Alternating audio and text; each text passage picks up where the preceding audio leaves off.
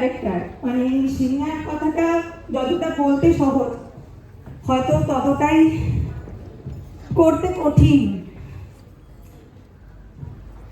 March মাস, এই সেই March মাস ছিল 2022, মহাজাতি সদন ছিল কোভিডের পর।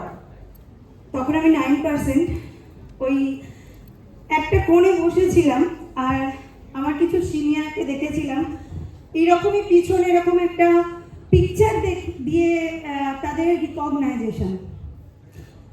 তখন থেকেই মনে একটা ঘুরতো যে ইস, কবে আমার এরকম আসবে। হ্যাঁ, থ্যাংক ইউ ওরিফ্লেম, আমার মতো একজন নর্মাল সিম্পল হাউসওয়াইফকে স্বপ্ন দেখতে শিখিয়েছে। হ্যাঁ, আমরা স্বপ্ন অনেকেই দেখি, তাই না? অনেকেই স্বপ্ন দেখি, ভাবি আমরা একটা ইনকাম করব, আমাদের এই হবে তাই হবে, কিন্তু শুধু স্বপ্ন দেখলে হবে না।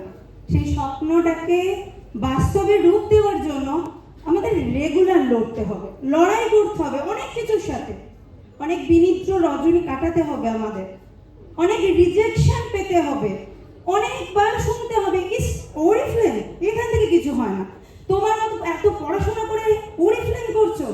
আমিও শুনেছি। হ্যাঁ, আমি ইংলিশে MA করেছি, আমি DLED করেছি, আমি একটা স্কুলে জব করতাম।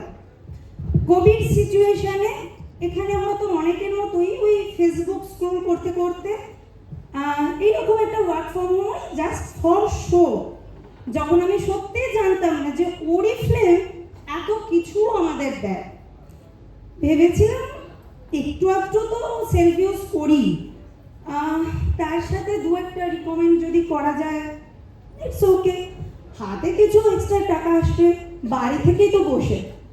যে মোবাইলকে আমরা অনেকে বলি মোবাইল আজকে সবার জীবন নষ্ট করে দিয়েছে, সেই মোবাইলই আজ আমায় এখানে এসে দাঁড় করিয়েছে। আর যেদিন আমি ওরিফ্লেম জয়েন করলাম, তারপর আস্তে আস্তে আমার সিনিয়রদের দেখলাম কেউ 1 লাখ, কেউ 1.5 লাখ।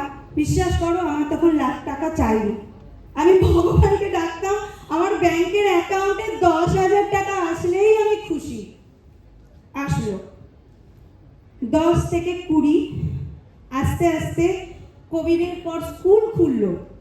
স্কুল এমন একটা পরিস্থিতি এলো যে স্কুল ওরিফ্লেম দুটোর মধ্যে একটাকে চুজ করতে হতো। ভেবে দেখলাম আমি যদি ওই টাইম ওরিফ্লেমকে দিই, ওরিফ্লেম আমাকে এমন জায়গায় নিয়ে যেতে পারে যে জায়গায় স্কুলে আমি নিয়ে যেতে পারবে না। আস্তে আস্তে স্কুল ছেড়ে দিলাম। শুরু হলো